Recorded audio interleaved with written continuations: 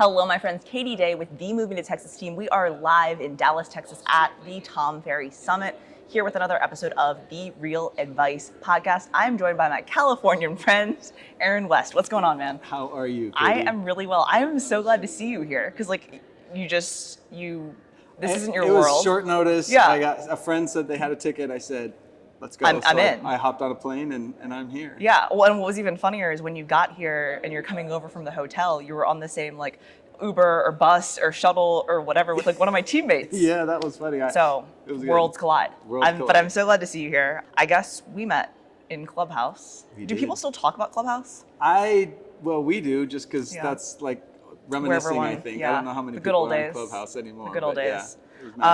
Yeah, that's where like I always loved listening to like what you had to say about like real estate and business and investing, because I feel like everyone like invests, but like no one actually gives any practical like real advice or like things that are like things that I could duplicate. And you always gave like such practical advice just around real estate and life. So I'm excited to dig in. Oh, thank you. All right. So for someone that may not know you, you're from California, right? Yes. So I'm from Modesto, California, Okay. which is about an hour east of San Francisco and an hour south of Sacramento. Okay. So we're 2 hours to Yosemite, 2 hours to Napa, 2 hours to the coast, 2 hours to Tahoe. That seems like a pretty good location to be. It's a great location, except it is flat and farmland. So we do not have the California prices that everybody thinks that you have. Which is good and bad, right? Which is affordability, good, right? Affordability is nice, and you just have to do a lot more business compared to most other California agents. Well, I was gonna say, I live in Texas, so I'll talk to people and we'll, because as Texans, we talk in units, right? And Californians talk in volume, right? Yes. When we talk about our sales. I talk in units. Yeah, okay, yeah. So you're my people. That's why we get along, I think. No, but I was talking to a buddy and I was like, oh yeah, we did 191 sides last year. And he's like, my God. He's like, how much money did you make? I was like, the same as you, man, with your 50 or whatever, So all good. So are you from California? Yeah, I was born in California. Did some moving around when I was younger on all the West Coast. Yeah. And so now have a team. I'm out of production, so I stepped out of production a year and a half ago, and I have a team of 7, and they are all just rock stars. It's been really fun. That's really cool. So when did you get out of production? March of last year was when I officially stepped away from production. So how was that process? It was one of the, everybody aspires to that, but it was one of the most difficult transitions that I've ever had to make in my life because of you go from a hunter to a gardener. Yeah, for sure. And it is if you've built a big business and it's something that you've been doing for a hard time, that transition where you wake up one day and you go, what the hell do I have to do? Because you're no longer out there hunting all the time. It was a solid 3 or 4 months of soul searching to make that transition of like, okay, this is my new, I get success through people now and I need to build them up. Well, and I think that like your hunting is a little different, right? Like you're probably adding agents, you're probably, helping your agents at the gardener, right? Cultivate their business and do those things. Had you ever tried to get out of production before? No. And then, okay, so this was like one and done. It worked for you. One and done. It worked for me. It was like, I have always been the biggest bottleneck to the business. Yeah. So every step Aren't we all? we all are. We all are. So every step that I've taken in making that transition to being out of production, I could have done it much sooner. And so by the time that I made that decision, the systems were in place, the office staff was in place, the team was in place. So it was actually a pretty easy transition. Well, and not to like, you've already done it and it's whatever, but like sometimes people do it too soon. So like, hey, maybe it took longer than it should have for you, right? But like, I feel like a lot of people, try and they're like, oh geez, the profitability is gone, the systems aren't there, and all that. Then they have to go back into production to make some more money to then rebuild it the right way. So and we've actually grown. So last year we did 181 transactions. We're on pace for 225 this year. So me stepping out of the way is a good thing, but it's been a good thing. So yeah, because that's normally what happens, right? Is an agent will go out of production and then their transaction count plummets because they didn't realize normally that they were 50 or 60% of the team revenue and all that. So well, that's really cool. Any advice that you would give to someone that wants to get out of production? I think that the biggest piece of the pie is that you have to have your system so dialed that when you step out, you're able to see what's still going on in your business. Yeah, like the transparency. And then having a really, really good COO, director of operations, that is there to handle the day-to-day business and the systems side of things, so that when you do step out, there's not this void of all the things that you used to do. Okay. What are some things that y'all like track that like you're like, this is something you've got to do? Did you just say y'all? I did. I did. That you guys like track and stuff. As far as is that agent tracking? Well, no, just like because you're saying like the systems, making sure that like your oversight and transparency and all the things. Like I think a lot of it is just having the systems to where the agents, when you step out of production, all the systems are there for them to fill the void without you having to be the one that's recreating the wheel. Makes so sense. A lot of agents, when they're stepping out of it and they've been the listing agent, let's say, or a lot of them do listing and buy, and then all of a sudden they just step out. They don't have the systems to support with them because they are the system. So when they step out and someone comes in to try and fill that void, they don't have the skill set that team leader, that Rainmaker does. Yeah, no, that makes sense. All right, so this is going to be a total selfish question. How did you get over? So I'm trying to get out of production, right? We talked about this in passing the other day. And like, basically a few years ago when I first started in coaching, my coach was like, you've got to stop taking buyers, right? So under X price point, they need to go to your team. And then it kept increasing until it got to the point that like I was no longer helping buyers, right? I did maybe like 5 buyers last year, out of my 30, 40 transactions. How do you get out of your head of like when you start seeing your agent selling more homes than you? For me, I think it was a little bit different because I looked at it from a different point. I looked at it that I was competing with my agents. Yeah. And so when I made the decision that I was going to step out of business, it was, I stepped out of business so that I wasn't competing with my agents. So for me, it was actually really easy to do because I never competed with. When I got rid of the buy side of things, I stopped with the buyers because I was like, I'm taking the best leads. I'm taking the biggest ones. And that's not fair to my guys that are working their asses off. So I'm going to give them everything. And it doesn't matter if it was a $5 million buyer, they got everybody. And once they saw that, then they became vested in the success of the business because they knew that I was looking out for their best interests. Well, and I've done that on the buy side, but now it's sometimes difficult or awkward or whatever for like the listing. So it's like I just need to get in a better mindset because that's Well, and I brought on a full-time listing agent. So I took one of my buyer's agents who had all the skills, and we played the watch me, I watch you, go do. Yeah, we're doing that now. And as you work through that, and then there just comes a point where you just say, I'm out. Yeah. And I had a conversation with the team in November when we do our goals, and I said, March 1, it's your guys' job to push me out of production. And they all went, okay. Challenge accepted, let's Challenge go. accepted, let's go. Yeah. So March 1 came about, and I was like, I'm out. And there were some small, growth pains or mentorship things that needed to be done, but that's to be expected. Yeah, I mean, that's if it was smooth sailing, we wouldn't want to do it. Exactly. We all complain about the problems, but like you like them a little bit. Okay, so let's switch gears a little bit. Investing. Money. I know that's like your thing, Yes. right? And that's like such a broad topic. So like, where do you want to dig in? Like, let's. I think at the simplest part is the place that pretty much all agents need to start at the beginning, and that is real estate is set up for everybody to have money problems. So if you're a saver, it's either feast or famine. So when you get your check, it goes into your savings account because you're afraid that nothing's going to happen. Yeah. And it reinforces that saver fear mindset. Okay. If you're a spender, you get a big check and you're And like, it's gone. let's go. And that's where I was. I was a spender. Okay. So I was afraid of money. And one of my mentors gave this illustration to me once, and it's how the difference between ownership versus stewardship. So if you won $1 million, what would you do with the $1 million? Not today, Katie, but Katie 5 years ago or 10 years ago. Oh, 5 or 10 years ago, I would have probably blown it, right? And statistically, that's what people who win the lottery do. It says like 95% are in the same place 5 years from now because they take ownership of that money. It's my money, right?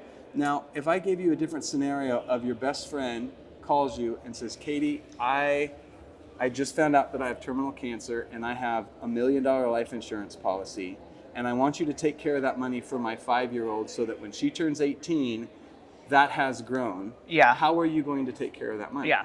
It's very different, right? Oh, because so you would be... You have stewardship of that Yeah. money. You're going to look for advice. You're going to talk to different people. And the problem with real estate agents is no one teaches them the difference between ownership and stewardship. So for me, what started my wealth building journey was I created an account that I called Not My Money. It was a savings account, and out of every single paycheck that I made, I would take, and it started with just $50. Yeah. And then after a month or 2 months, I was like, you know what, I can do more. And it just kept building until it got to the point where I was putting $1,500 or $2,000 out of every paycheck into that Yeah. account. And then as soon as I got the itch where I said, okay, I got to spend this money, I would go find something to buy or to invest. And so Yeah. 2011 was when I bought my first house. And every year, we just have that Not My Money account going, and so we try and buy a property every single year by taking that money and making stewardship of that money, and I love having that. stewardship of that money. That mindset shift is like huge. Oh, it's one of the things that truly saddens me about the real estate industry is that nobody talks about money. They talk about transactions, they talk about GCI. I know this sucker, Tom. Okay. All right.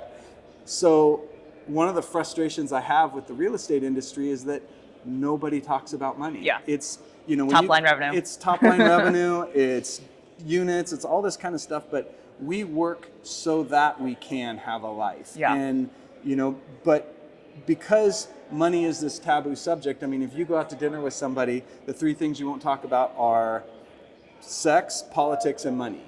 And you'll typically talk about politics, sex before you talk about money for most people. Yeah. But for wealthy people, money is a tool by which they live their life. Yeah. And so making that transition and understanding that there's no emotional attachment, there is no greater than or less than, it's just where you are, the decisions you've made that gotten you to this point, Yeah. then you can start making those changes and Yeah. building wealth. I really like that ownership or stewardship. Like that's Yeah. it's gonna be worked into my stuff now, man. I appreciate that. 'Cause that truly is though, right? Like, you know, if you handed me $1 million, like go do as you please. Like no person's gonna be like, all right, how can I properly save this and invest it? Like And the thing too is that if you can't be disciplined with $50, you'll never be disciplined with $50,000. Yeah. And those little disciplines of that $50, that $100 that goes into a separate account that you just have made a commitment to, those are the disciplines that when you do start building wealth and you have the ability to buy bigger properties, Yeah. you can now do it because those little disciplines have become just part of who you are. I always tell people, especially when they're saving, like for their down payment, right, or whatever, like when we realize, okay, like, hey, we want to buy a house, we need to save 20 grand or whatever the number was. I don't even remember because it was, you know, a while ago when we bought our first home, like, and we were scraping together pennies for it. And like when you put your mind to it, I'm putting away $50 every paycheck. Okay, now it's gonna be $100. Now it's gonna be this. Like you suddenly can like save money so easily. It's right? You know, and I think what it is that we all live our lives in the gray area. There's not Yeah. very many black and whites that we just set up for ourselves. Yeah. It's like, oh, I want to save money, but there's really no black and white. As soon as a tire goes bad, you could look at that account and you go, I've got money there, I'll pull some out of there. And then it just turns into this siphon or this, it's not a savings account, it's an unforeseen expense account. Well, and that's where like we have ours set up to where, you know, the money comes into the business account. Obviously, you know, we pay ourselves out to a personal, you know, through Salary. salary. I'm like, why am I having a brain fart right now? And but then like even though now we're like employees of our company, like my husband still takes 30% and puts it into a tax account. And like when tax time comes, it's never the 30% that we owe, right?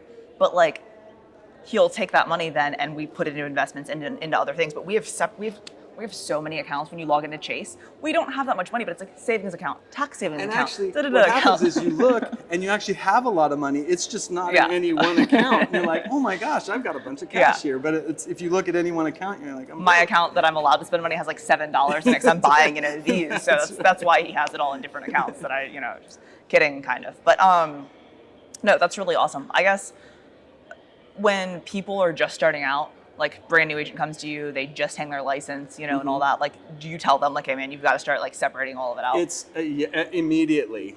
When, you know, for my team, I know all of their finances. I know where everything is. I know everything so that we can put a plan together. Because It's not rocket science. I mean, No. every single person that listens to this, no matter where you are financially, can build wealth. And there's a difference between being rich and being wealthy.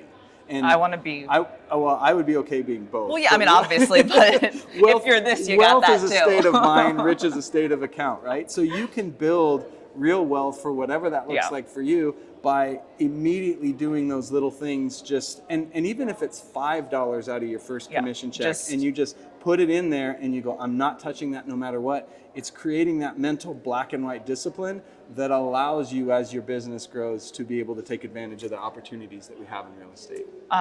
Did you learn all of this from like lots of different sources, or was there like a tipping point moment of like, I read this book, or I heard this speaker, or you know, it's funny because we have these butterfly moments, these 15-second conversations that change your life. And I went to one of my mentors, and it was at a conference like this, and I walked up to him and I said, I don't understand why I can't save money.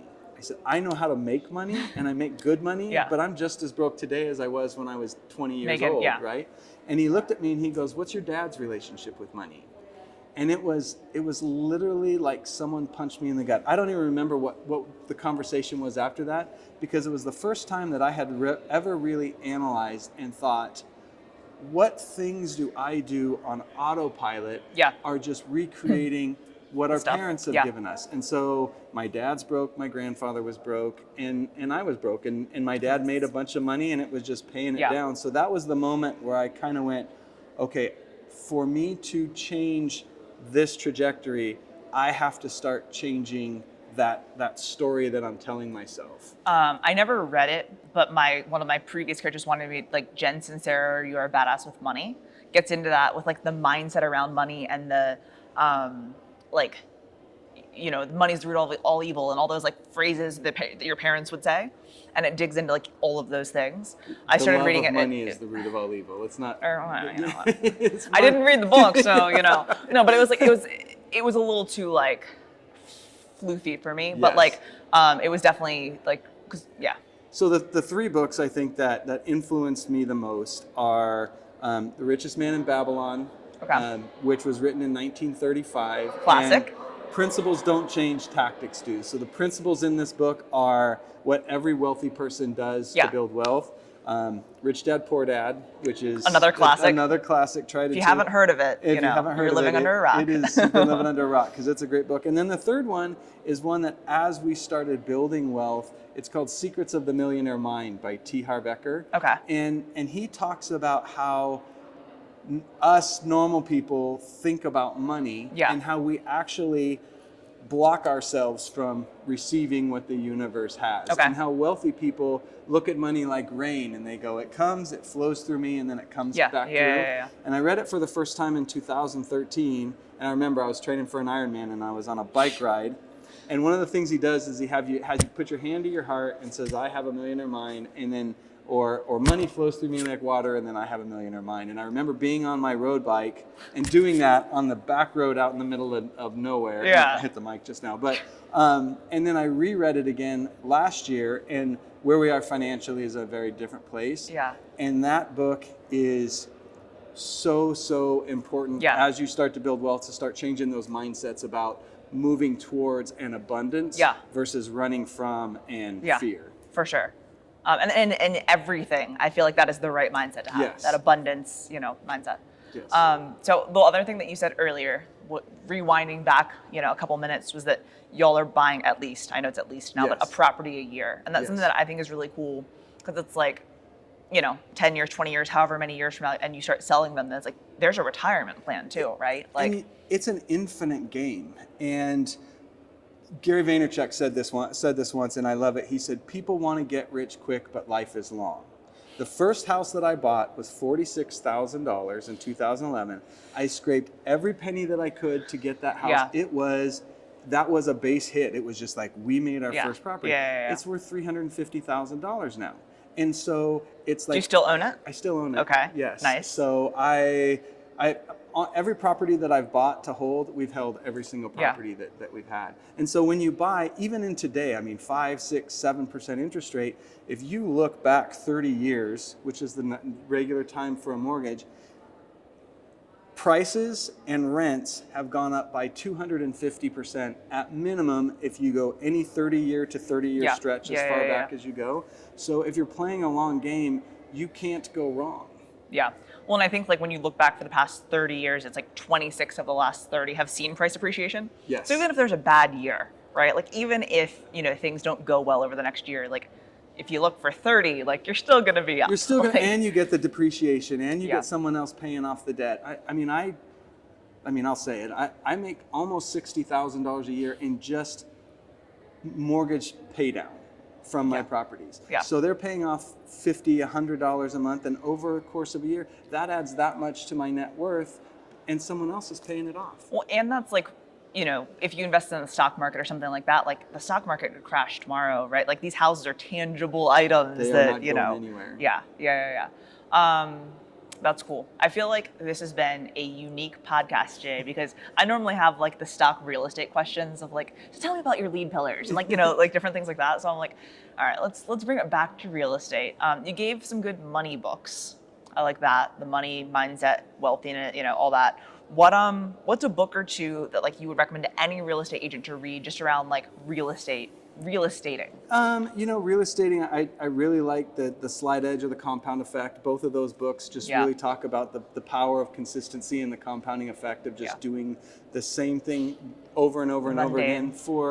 I'm in another mastermind, and we do this show called 728, and it's the story, and we interview entrepreneurs and business people who have gone from a net worth of $1 million to at least 10 million. And, not bad. And we've interviewed, Richard Branson we interviewed. So, up to $1 billion. Heard of him. Name drop. Yeah. But one of the things I'm like, that now we I'm found nervous over here. is that for almost every single one of the people that we've interviewed, from the beginning to that hockey stick, they went an inch wide and a mile deep. Yeah. And I think in real estate, there's so many shiny objects that if you just pick what your niche is, if it's referrals, if it's, TikTok or whatever it is, and you just go deep in that and you allow it to compound on itself, you will be successful in spite of yourselves. Yeah. So I think that's, no matter who you are, just narrowing your focus and being just insanely in tune with what that looks like. Well, and I think that's so good for us to talk about here, because it's like you hear all of this information. People are just telling you all of these things. I'm telling you, oh, like I just did this, man. We brought in 10 deals, and you're like, oh, like let me write that down. Yeah. And then you go home and you have pages and pages and pages of notes. And like I told my team, I'm like, I want 3 things you're going to do between now and the end of the year. Yeah. And like we can implement more later, but we're going to go to another conference and we're going to hear more things. So I want 3 things. That's like, so everything you write down, that's fine. But like highlighted, and we're talking about Tuesday, is 3 things, and that's it. And my team, it's 1. Yeah. It's 1 thing. What is the 1 thing that you can focus on? And by doing that, you can be successful. Yeah. Cool, man. Well, I appreciate you and obviously all of your knowledge that you share. If someone wanted to connect with you, where's the best place for them to reach out? Instagram, probably. It's the Aaron, AARON.West. .west. Cool, man. Yes. Well, I appreciate it. Thank you so much for your time. It's my pleasure. So good to hang out with you. You too. All right.